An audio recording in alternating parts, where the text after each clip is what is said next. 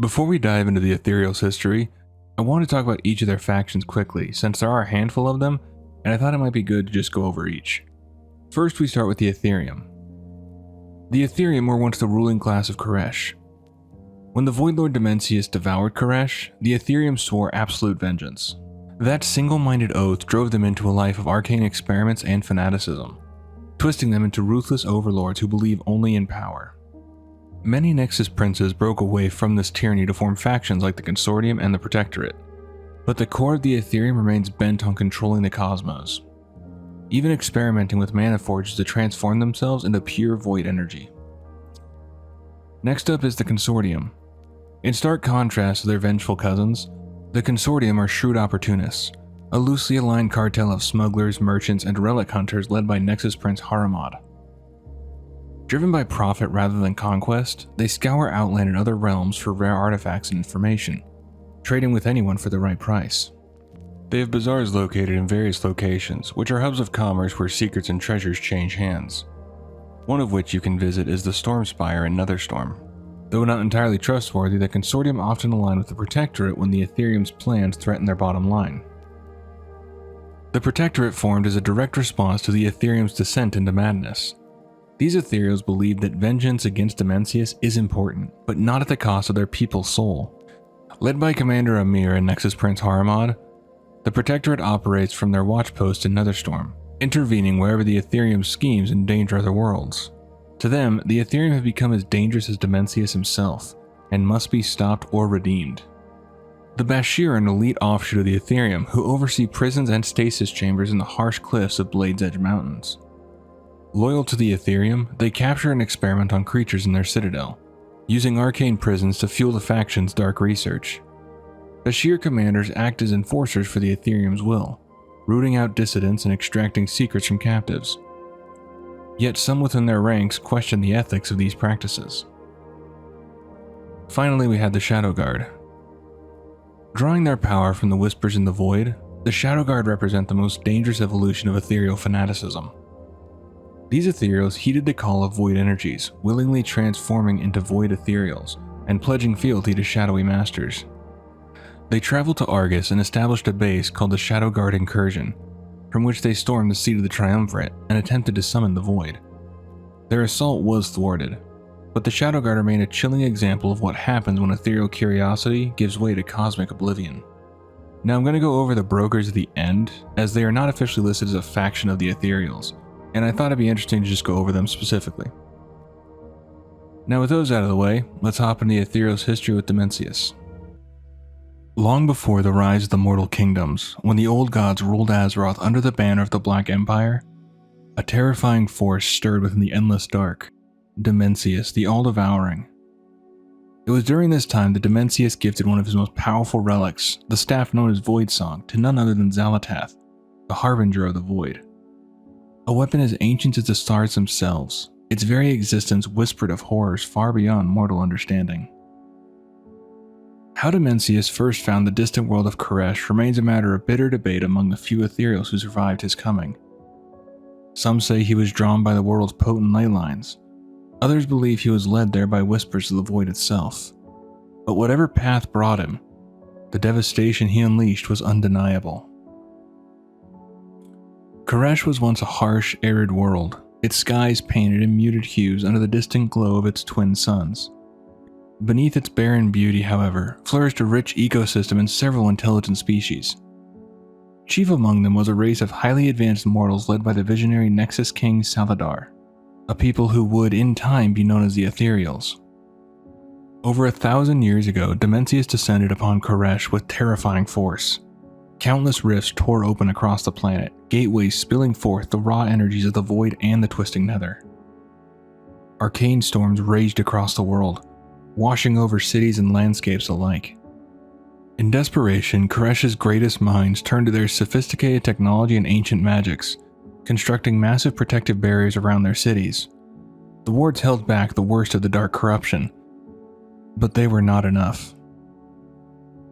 While the barriers blocked the direct influence of the Void, they could not stop the wild torrents of arcane power pouring through the breaches. The very fabric of their mortal existence unraveled.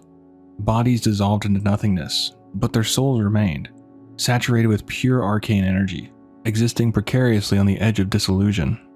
To preserve themselves, the survivors devised a desperate solution, binding their fragile essence within enchanted wrappings of cloth, giving form to what was once formless. Thus were born the Ethereals, creatures of pure energy and will. Ironically, this new state granted them immense power. With sharpened intellect and mastery over arcane forces, the Ethereals managed to hold Dimensius at bay for a time, driving his initial forces into a stalemate. In time, Dimensius the All-Devouring swelled with such immense power that he no longer ravaged alone. Rending open the fabric of reality, he called forth legions of ravenous void spawn to join his apocalyptic campaign across Caresh. Against this tide of darkness, the native Careshi had no choice but to abandon their shattered world. Tearing through dimensions in desperation, they escaped into the chaotic expanse of the twisting nether, and the forgotten corners of the Shadowlands. There, their broken forms evolved into something new, drifting specters bound in arcane wrappings, known across realms as the Ethereals and Brokers. Yet the tragedy of Caresh was only the beginning of their story. In the aftermath, the surviving Ethereals fractured. The Ethereum, once the ruling council of Nexus princes, grew increasingly consumed by vengeance. Their singular obsession with destroying Dimensius twisted them into ruthless aggressors, willing to annihilate anything standing in their path. Many Nexus princes, disillusioned by this growing fanaticism, broke away to form their own factions, each pursuing their own interests across the cosmos. Among these factions rose the Protectorate, founded by a former Nexus prince who saw the Ethereum's descent into darkness and vowed to stop them. Joining their efforts was the Consortium, a loose confederation of smugglers, traders, and information brokers. Unlike the Ethereum's thirst for destruction, the Consortium thrives on opportunity, navigating the Great Dark Beyond and the Twisting Nether to build vast networks of influence across sectors such as Hara Samid, Harazi, Sodorami, and the Zardi sector. From a single world's fall, the Ethereals have become one of the most mysterious and far-reaching forces in existence. Divided, yet ever-evolving. Scattered, yet impossible to ignore. In the chaotic early days of the Outland campaign, the Death Knight Ragnarok Bloodreaver sought to tip the scales of war in his favor.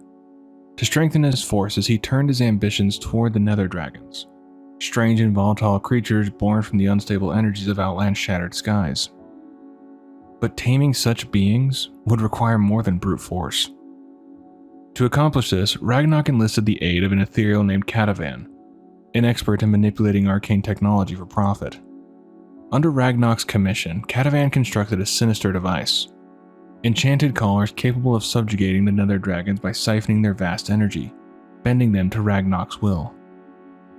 The plan might have succeeded had fate not intervened. During the Death Knight's bold assault on the Dark Portal, his operations drew the attention of the Blue Dragon Tiragosa. Recognizing the threat, Tiragosa confronted the ethereal inventor and swiftly captured him. Catavan, pragmatic as ever, offered his full cooperation in exchange for his life, willing to betray his employer without hesitation if it meant survival. Yet the damage was already done. The collar device, unstable and surging with unchecked energy, backfired. Instead of control, it began to drain the very lifeblood of the Nether Dragons it was meant to subjugate. Without immediate access to a sustainable source of power, the dragons would perish as their essence was devoured. Thinking quickly, Tiragosa tore open a portal to the Nexus in Caldera, seeking a haven of arcane energy that might preserve the dragons long enough to remove their bindings. Catavan, still clutched tightly in her talons, had no choice but to follow. Now marooned on Azeroth, stripped of purpose and patron, Catavan found himself in a world ripe with opportunity and risk. Ever the entrepreneur, he vanished into the arcane undercurrents of the land, seeking new customers, new schemes, and perhaps a second chance at profit in the chaos of a world at war. When Outland was tore open by the dark forces of the Burning Legion, many rushed to claim its shattered remains. But among the demons, orcs, elves, and heroes, another force drifted into this broken world, one of shadows, energy, and insatiable ambition. The Ethereals had arrived. Drawn by the promise of lost knowledge and unguarded treasures, the Ethereals slipped into Outland's ruins like wraiths. The burning war between Horde Alliance and Legion meant little to them. They were merchants, smugglers, manipulators, and above all else, opportunists. If playing both sides of the conflict advanced their goals, so be it. Some delved into the haunted tower of Caresh, seeking the forbidden secrets left behind by Medivh. Others infiltrated Shatroth City, weaving their silent networks of trade and espionage beneath the vigilant gaze of the Shatar. But not all Ethereals operated with mere greed. Some pursued darker designs. The faction known as the Ethereum had their eyes set not on wealth, but on something far more dangerous: the void itself. Obsessed with transcending their physical forms, the Ethereum conducted horrifying experiments deep within Manaforge Ultras in the Netherstorm, twisting shadow energies to create Nexus Stalkers, living weapons of fused energy and void essence.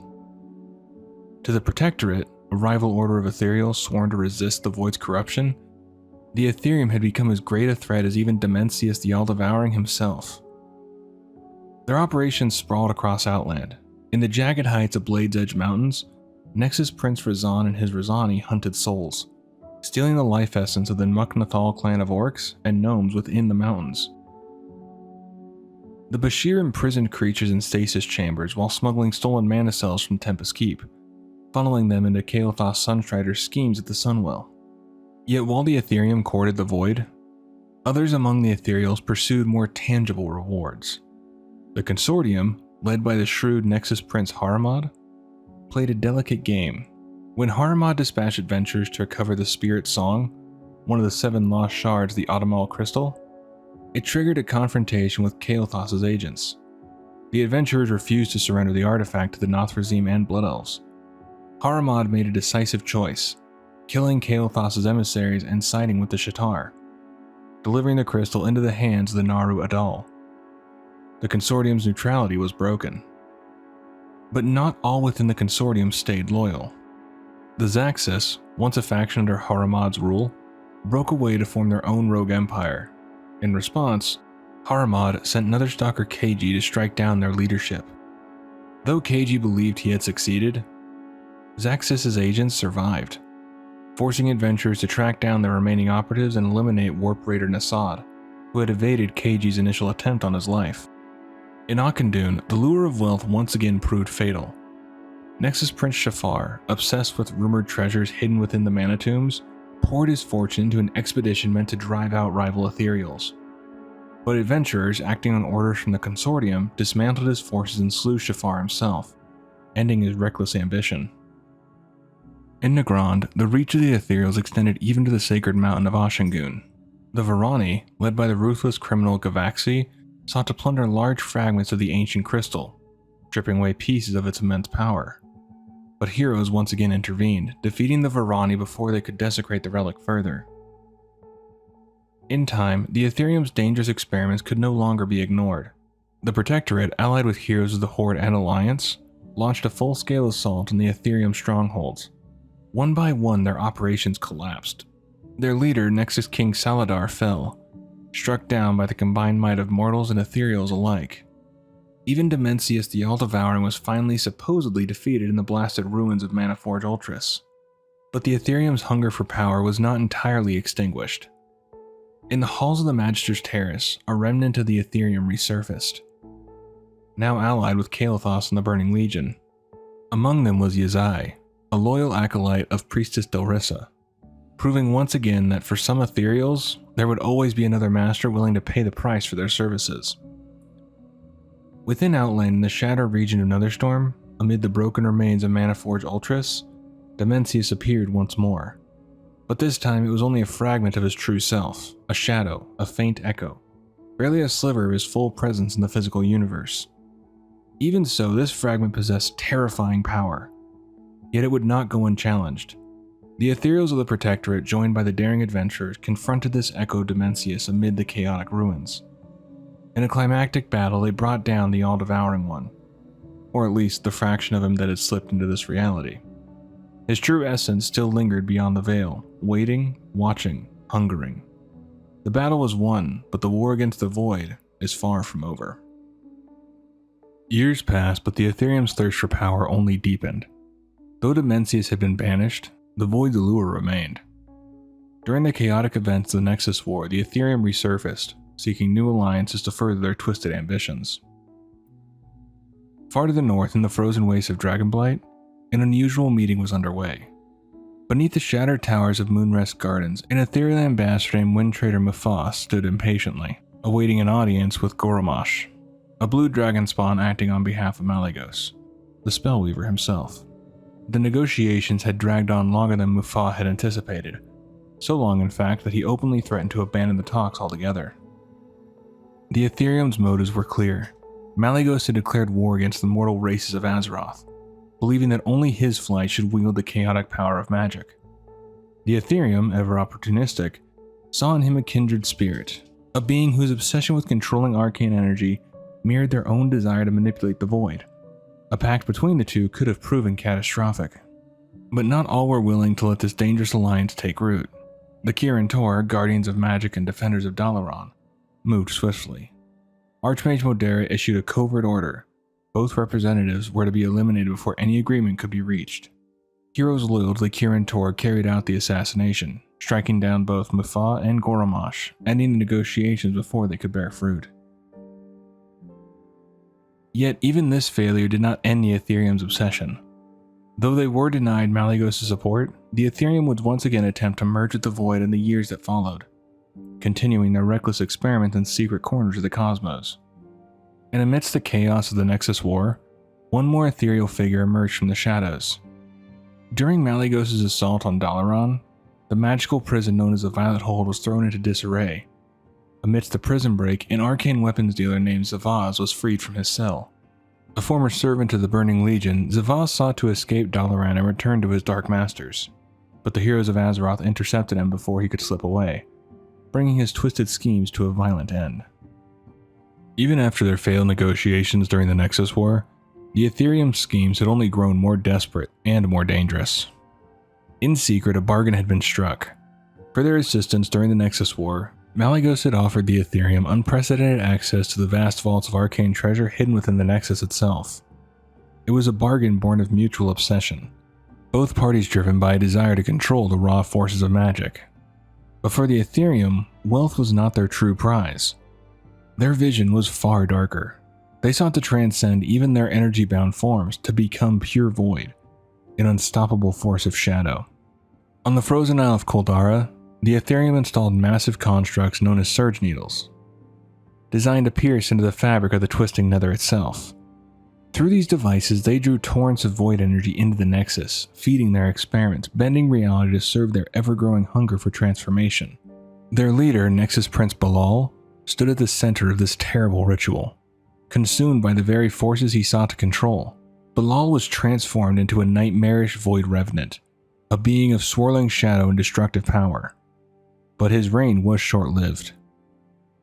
A group of daring arcane mages and disciplined priests in search of legendary artifacts such as Alunith and Light's Wrath descended upon the Nexus. In a climactic battle, Balal was defeated, his ambitions shattered. In the wake of these events, the ancient blue dragon Azurgos took it upon himself to remain within the Nexus, vowing to guard its vaults and ensure that its power would never again fall into the wrong hands. Yet even as the Ethereum's ambitions crumbled on Azeroth, others of their kind were drawn to far more distant and terrifying places. When the heroes of Azeroth ventured to Argus during the Legion's third invasion, they encountered a new faction of Ethereals, those who had fully succumbed to the seductive whispers of the Void. Known as the Shadow Guard, these Ethereals had long abandoned any pretense of neutrality. Led by Viceroy Nassar, they sought to harness the overwhelming shadow energies radiating from the corrupted Naru Lura deep within Eridath. The Shadow Guard's rituals threatened to engulf Argus itself in darkness, calling the Void across the stars to claim yet another world. But their efforts were stopped before catastrophe could strike, thanks to the intervention of Azeroth's champions. Among those who watched these events unfold was Locust Walker, a rare ethereal who walked a delicate path between shadow and sanity. He had hoped to find others among the Shadow Guard who, like him, could resist the full corruption of the Void, but he was only met with disappointment. Seeing in them not strength of will, but minds utterly broken by the all-consuming hunger of shadow, the Ethereum's descent into madness was now complete. As Azeroth teetered on the edge of the Fourth War, the Ethereals continued to weave themselves into the world's unfolding conflicts, some openly, others from the shadows. In the distant reaches of Telegraph's Rift, Magister Umbric and his followers delved into forbidden void magics. exiled from Silvermoon for daring to explore the dangerous energies that most would shun. But they were not alone. The Netherguard, a faction of Ethereals led by Nether Prince Durzan, descended upon them with a sinister purpose: to forcibly transform the Blood Elves into Ethereals, stripping them of their physical forms and binding them into beings of pure energy. But the ritual was interrupted. Alleria Windrunner, herself infused with the power of the Void, intervened just in time.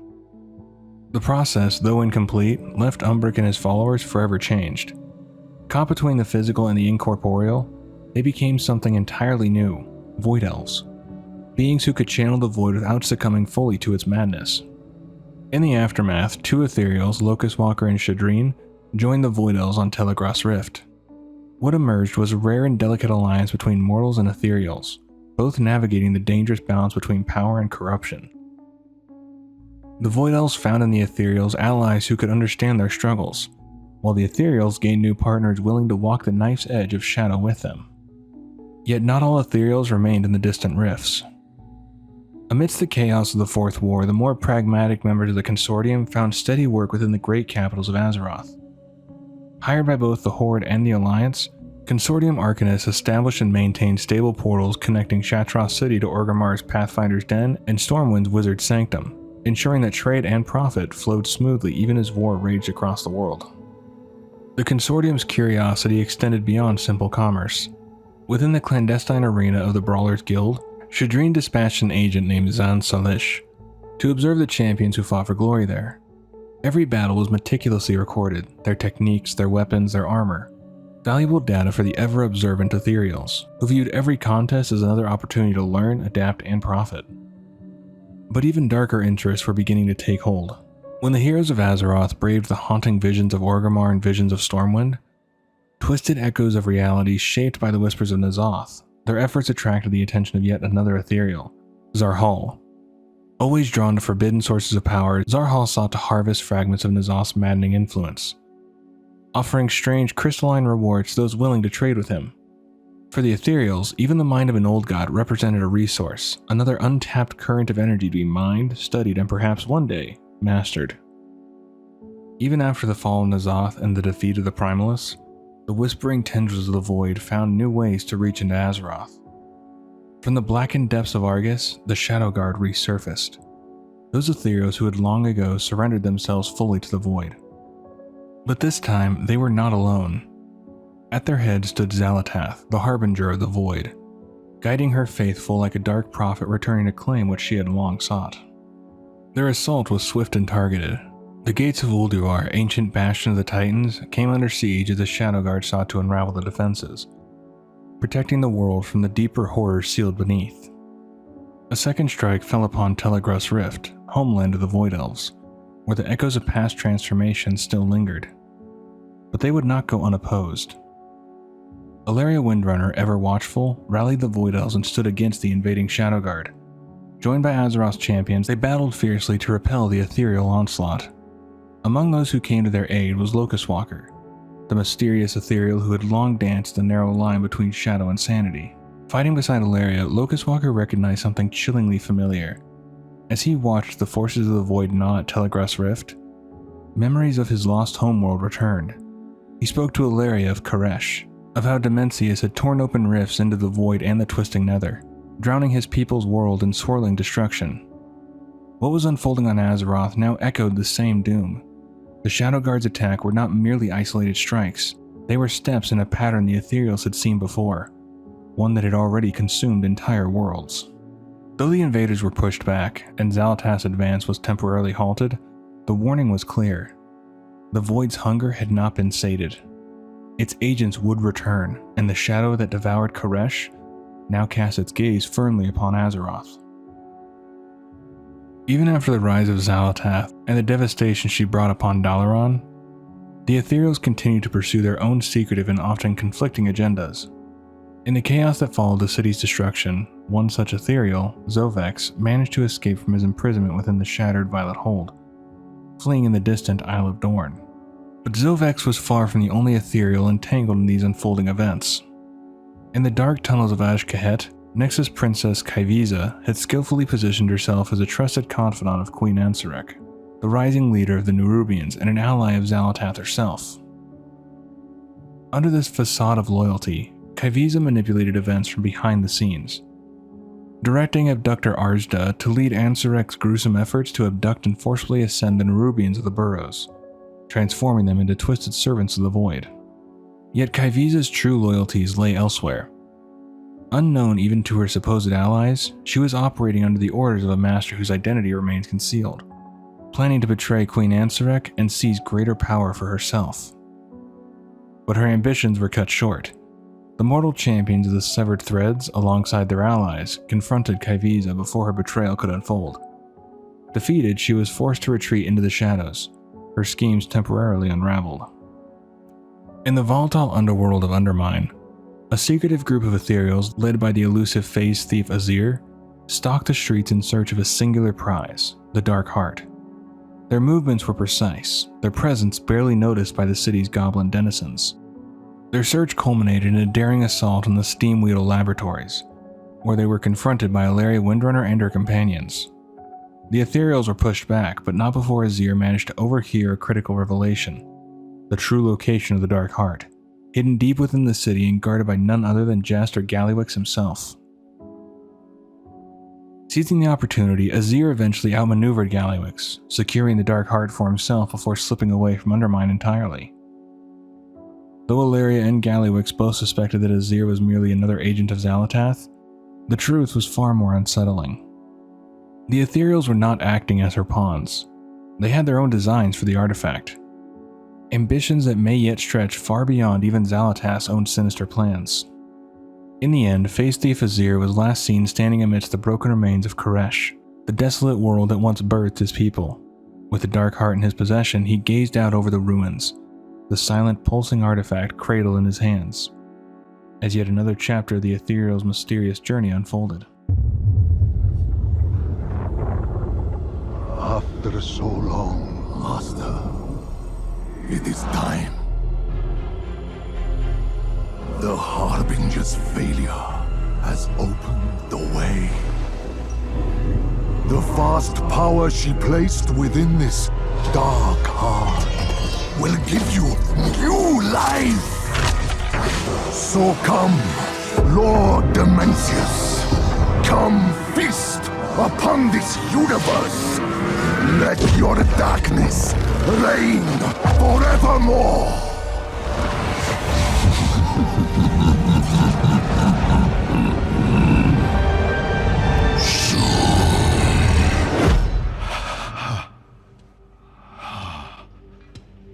We've all heard it, old friend. The voice of our greatest fear. Dimensius is rising, Venari. And should he assume his full power, He will devour all that exists. just as he did to our beloved homeworld, Caresh.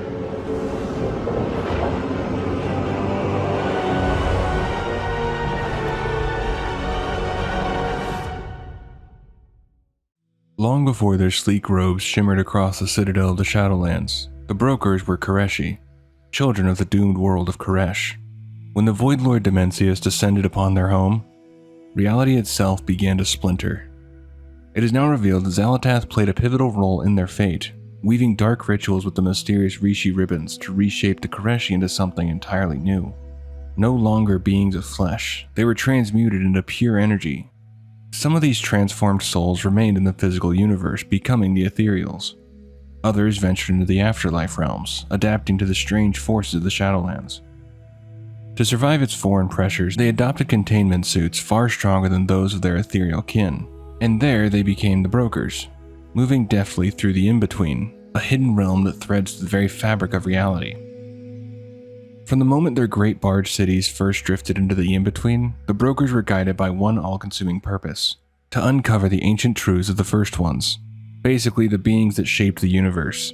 The wiki describes them as enigmatic, godlike beings who shaped the cosmos and the fabric of all realities. They conceived and put in place 6 governing forces of reality: light, void, order, disorder, life, and death, as well as the pantheons that embody them. such as the Pantheon of Order and the Pantheon of Death, and the realms that they inhabit. Whispers of forgotten vaults and primal designs lured them across the cosmos. They followed legend and rumor to hidden sanctums, Oribos, Baraneth, Nira Mahan, and Korthia, worlds and constructs believed to bear the touch of the first ones. Some secrets were uncovered, others remained buried in mystery just beyond reach. A chance decision by a navigator of Cartel Owl that brought the brokers to Oribos at last. There, they were granted the rare privilege of anchoring themselves within the very city of the Arbiter. From this foothold, their influence began to grow. When the elusive sepulchre of the First Ones entered the brokers' collective obsession, the cartels vied for dominance. Cartel L triumphed over Cartel Ta in the bid to lead the expedition. Their reward was a relic, an ancient inscription perhaps crafted by the First Ones themselves. Al-Farim, a renowned linguist and codebreaker, took to the task with fervor. Despite his arrogance and flamboyant self-praise, the glyphs tested even his limits. And yet his determination yielded what others had not achieved in lifetimes, the beginnings of a translation.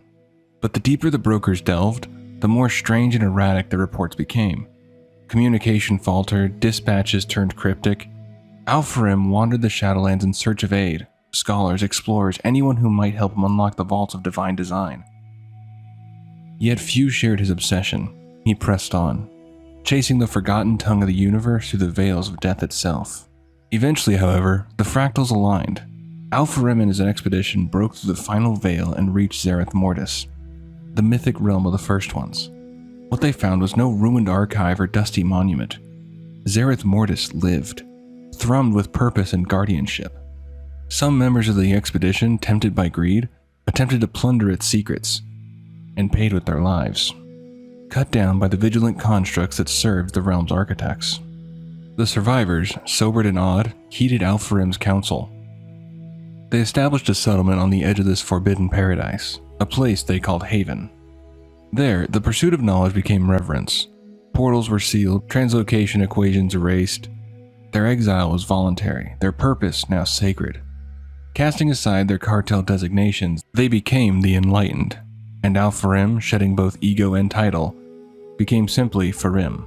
But even with sanctity, division took root. Farim's hunger to uncover the sepulchre of the First Ones remained undiminished. While others believed such ambition desecrated the sacred, the conflict escalated from quiet obstruction to open sabotage. In time, the Enlightened branded him a heretic and cast him from Haven. Undaunted, Farim withdrew to a desolate corner of Zereth Mortis, known as Exile's Hollow, where he vowed to finish what he began, alone if he must. Elsewhere, the brokers of Cartel Ve pursued a darker ambition. They turned their eyes not to divine architecture but to the Maw, an untouched trove of forbidden knowledge and hidden opportunity. Backed by shadowy coin and colder resolve, their venture found success where others would have faltered. Yet triumph came at a price. Once they secured a foothold, all communication ceased. Whispers suggest that Venari, the agent in charge, orchestrated the elimination of her fellow cartel operatives to claim sole dominion over the spoils. She denies this, of course, but no others remain to speak their truth. In the wake of various catastrophes, the Arbiter being silenced, the anima drought spreading like rot, and the arrival of living mortals from Azeroth, the brokers saw not despair but opportunity. These so-called Maw Walkers were unprecedented, agents of change who could move freely between realms. Sensing profit in the chaos, the brokers swiftly established themselves as indispensable intermediaries. They brought with them rare items, arcane insights, and the luxuries of civilization to the bewildered mortals who now found themselves wandering the eternal city of Oribos. Cartel Owl was the first to plant its banner in the Hall of Shapes, offering all manner of crafting services. Whether forging legendary armaments or enchanting gear with special precision, Owl ensured the tools of creation remained in deft hands. Meanwhile, Cartel Ta found its niche in the Hall of Curiosities, specializing in rarities and aesthetic refinements. There, mortals could reshape their forms, alter their attire, and even tap into long-lost storage, a service known only as Void Storage. Ta also operated the Idyllia's Inn, offering rest to the wary, and partnered with Cartel Ba to broaden their reach. Cartel Zo, more cryptic than their cousins, established itself in the Enclave. They were less interested in trade and more concerned with observation. The combat prowess of the Maw-Walkers fascinated them. Through arena clashes, battlefield maneuvers, and skirmishes across the realms, Zoe's agents recorded and reported their findings to an enigmatic figure they only called the Observer. Beyond Oribos, the brokers embedded themselves deeply into each realm. In Bastion, Cartel Ta managed Transfer Station Ta, a bustling nexus where captured beasts and harvested curios from the realm of purity were prepared for export across the Shadowlands. In Maldraxxus, where strength and spectacle ruled, the infamous Au Narim of Cartel Au presided over the Challenger's Promenade. Her enterprise fed creatures into the theater of pain, ran lucrative betting rings, and hawked enhancers of dubious origin. Brokers from Cartel So and Cartel Zo could be seen aiding her operations, ensuring her dominion over the blood-soaked arena remained unchallenged. Elsewhere in Maldraxxus, Ta Aran, aligned with Cartel Ta, scoured ancient texts with the help of Mawwalkers, recovering the knowledge of the Primus and the Margraves from the Sepulchre of Knowledge. Even the twisted plane of the Other Side, which is Blansandi's pocket dimension, wasn't beyond their reach. There, Mawwalkers confronted dealer Zayexa, a broker whose business dealings with the Loa of Death Bwansandi had gone too far. Zayexa had stolen some of the Loa's mojo, intending to leverage it for power or profit. In the dark nobility of Revendreth, Cartel Ta had been granted favor by none other than the fierce stalker herself. With her blessing, they established the infamous night market, where exotic flora and other curious items were collected for shipment. Their influence even extended into the Amber Court, where they adorned the festivities with decadent decorations. Yet not all dealings were above board. Deep within Castle Nathria, Artificer Zymox, the cunning leader of Cartel Zai, had infiltrated Sire Denathrius' court. His true goal was to plunder the vaults of the castle and abscond with its most powerful artifacts, relics that could reshape reality itself. In the Maw, at the very heart of torment, one broker dared to thrive where even the bravest feared to tread. Venari of Cartel Ve emerged as a rare and invaluable ally to the Mawwalkers, navigating the Jailer's realm with a tenacity and cunning that bordered on legendary. She dealt in secrets, sold survival, and offered rare tools capable of turning despair into advantage. Her assistance proved vital to those who sought to infiltrate the darkness and dismantle its horrors from within. Cartel Ve's presence extended even into the cursed halls of Torghast, the Tower of the Damned. There, shadow-cloaked dealers offered strange relics and fleeting boons to those bold enough to challenge the tower's ever-shifting halls. Among them was Vanish, a broker whose invention, a mysterious box, granted its bearer the power to traverse Torghast with near impunity. Such tools came at a price, of course, for power always does. As the United Covenants mounted their assault upon the Maw and the expedition into Korthia deepened, the brokers once again played their hand. Aldalil of Cartel Al sought out the aid of the Mawwalkers, recruiting them to travel to the mysterious and cloaked city of Tazavesh, the Veiled Market. There, Solia, the ambitious and dangerous leader of Cartel So, had uncovered fragments of a relic tied to the first ones. Her plan was to harness its power for herself. Aldalil knew that if she succeeded, the consequences would ripple across existence. The Mawwalkers were dispatched to stop her before the relic could be assembled. In the ruins of Korthia, Cartel Ta embedded a lattice of hidden observation devices across the realm, quietly harvesting information beneath the notice of most. Ta Nasi, a meticulous broker, tasked the Mawwalkers with retrieving the accumulated data, ever eager to add to the cartel's deep well of intelligence. Meanwhile, Xylanu took up residence at Keeper's Respite, directing agents to recover caches filled with items gathered by her contacts across the war-torn region. She also issued bounties for powerful Mossworn, threats to the cartel's operations that needed to be removed with swift efficiency. Yet not all broker dealings remained in the light. In a transaction steeped in dark intentions, Cartel Ba struck a deal with Kel'Thuzad and the Necromantic House of Rituals. The object exchanged was no ordinary artifact. It was a domination dagger, pulled from the Maw itself, and now in the hands of one of the most dangerous entities in the Shadowlands.